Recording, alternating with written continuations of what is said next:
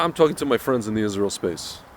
I noticed that a lot of you guys, when confronted with this whole thing about whether it's about the Jewish people once again living in Gaza and or the Jewish people once again living in or annexing Judea and Samaria, maybe even the Jewish people capturing or having something entitled Greater Israel, or what is outlined really, it's not really Greater Israel, but what, at the very least what's outlined in the Torah, which is a very, very specific set of boundaries, which I won't get into in this video, but it's very specific. It's not like, it's not expansionist, right? It's not maximalist expansionist, whatever you want to call it, right? We're not meant to have an empire across the world, right? Specific outlines of land, outlined for the tribes, which we don't know where they are, okay. And the other thing that you guys are kind of in denial about, not in denial, but pushing back on, or pushing away, not pushing back, is the fact that we want to build a temple in Jerusalem, where today stands this, what Rambam, Maimonides, called the abomination of desolation. Why did he call it that? Folks, because there's a mosque there, and at the time that he called it that, Arabs, Muslims hardly went there. There was no one there. It was an abandoned mosque. And today, you see, now that the Jews are back, the Turks decided, I think they decided to do this beforehand, to rebuild it. Actually, I don't know, when did they do this? I have to research this. To rebuild it, and to beautify it, and to, you know, it was the Turks who donated that golden dome. You see, that's a Turkish donation, right? I don't know if it was the money or the whole thing, right? Turkish funded. So, folks, I notice people in the pro-Israel space, you guys are basically kind of skirting around these issues. You're not owning them. You know, today I was watching. This is a perfect example. I was reading a report by, you know, the famous Israeli journalist Amit Sigal. He's actually a great journalist. Happens to be that he's, you know, Dati Leumi. And he gets a chance to sit in, I don't know if he's sitting in or he gets to get, you know, what's called the, what do they call it? The minutes, you know, the records of the talks inside the cabinet. You know, anything that's like allowed to be heard by journalists. So one of the things, the exchanges, was Bibi having a conversation with Minister Orit Struk. Orit Struk she's a, you know, religious woman from the Shomron. I think she represents Ben Gvir's party, I'm not really sure, but she's part of that bloc, right? She's in Bibi's government, and she's asking Bibi, she's like, okay, you don't know how long the ceasefire is going to last. He's like, no, everything's kind of up in the air. I'm just paraphrasing. And then she goes to him, she says to him, you realize that, he's like, we have hostages. He goes, we still have 3 hostages, you know, so that's why we don't really know. She goes to him, Prime Minister, with all due respect, you know that the point of this war was not only to get the hostages back, right? So he fires back, yeah, people need to remember that we fought on war at 7 fronts and blah, blah, blah, blah, blah. I know that she knows that he knows that he understands that her point was not about bombing Iranian mountain ranges or bombing, you know, Hezbollah penises off, right, with pagers. She was talking about the whole point of this war was to capture Gaza and rebuild Gaza for the Jews to live in Gaza. That was the point of this war. That's what she's talking about. He knows that's what she's talking about. He's skirting around the issue, right?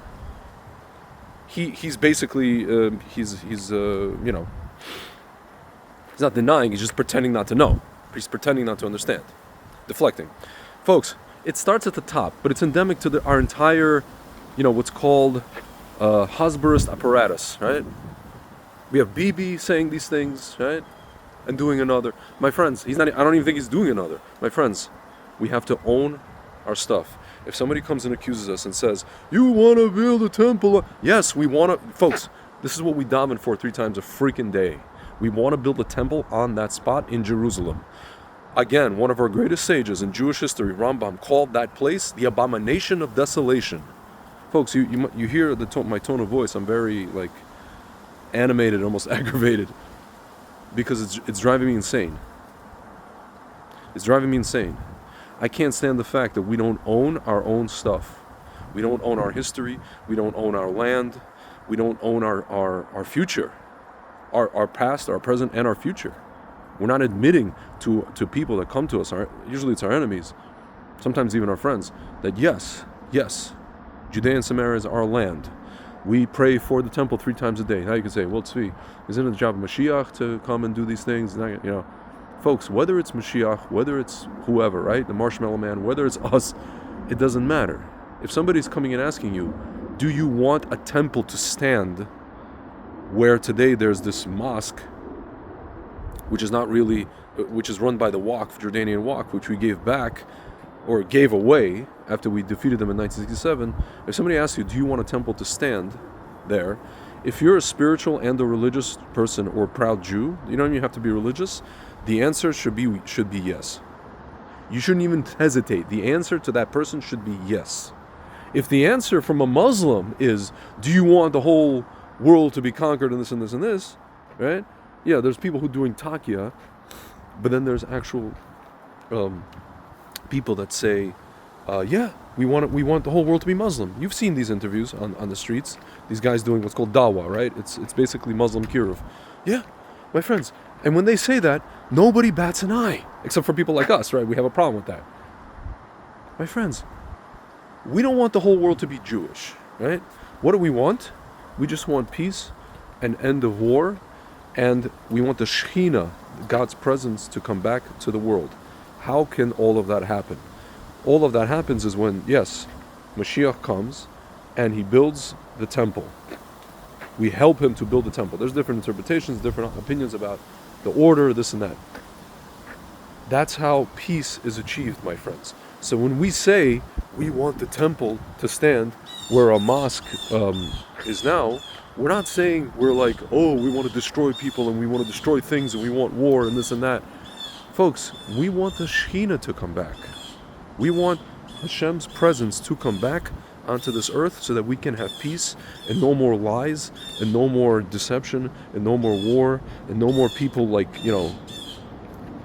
attacking each other or all the rest of it. No more sheker, no more people lying, right? Really, it's the lies that's really the problem here, right? My friends, so I don't understand you. I really don't understand you. You're sitting there and you're like, no, it's just the extremists that come. Folks, yeah, the extremists. Every single Tisha B'Av, right? We have more and more Jews coming up to the Temple Mount to eat Tisha B'Av night and then Tisha B'Av day.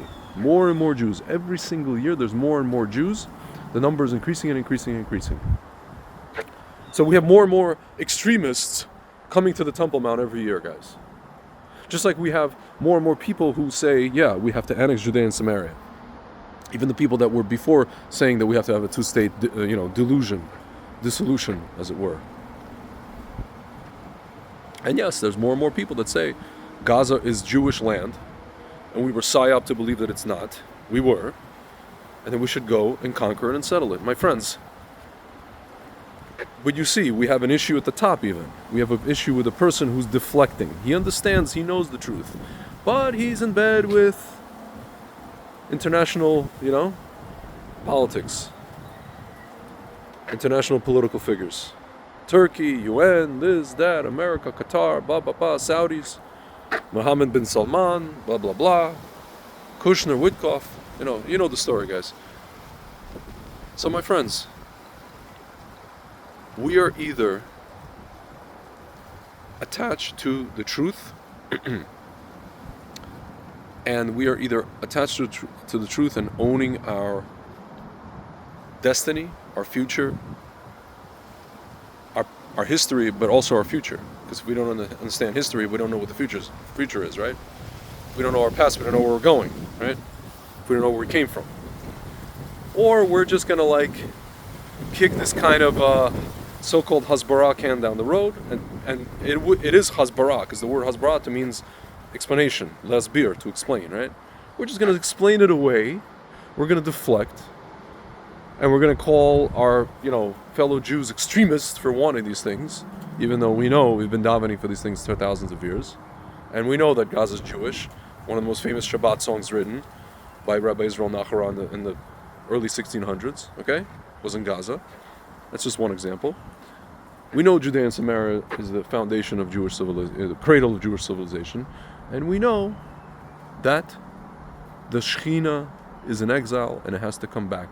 And the only way they can come back is if we have a temple. My friends, anybody who's been to the Kotel can actually feel and intuit what I'm talking about. If you've been to the Kotel and you've been to the parts near the Kotel, around the Kotel, that the closer you get to what, what's called the Kodesh Kadoshim was, and where it's supposed to be once more, you could feel a palpable energy. Folks, I'm not talking politically right now. I'm talking spiritually.